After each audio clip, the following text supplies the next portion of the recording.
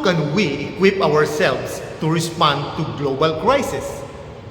Here are some biblical ways for believers in Christ to prepare. First, know and live by God's Word. You cannot fight what you don't recognize. Read Scripture daily. Memorize key verses you can recall in difficult moments. Use truth to counter lies, fear, or temptation. This is why the sword of the Spirit, God's Word, is emphasized in Ephesians chapter 6. Second, build a strong prayer life. Prayer is your connection to God. Pray daily, not only in crisis. Pray honestly in your struggles, fears, temptations. Jesus himself modeled this in Luke chapter 22. Pray that you will not fall into temptation.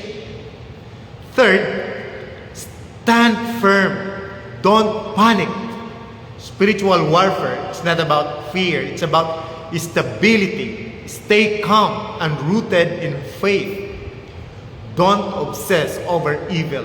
Focus on God. Trust that God is greater than any opposition. Amen.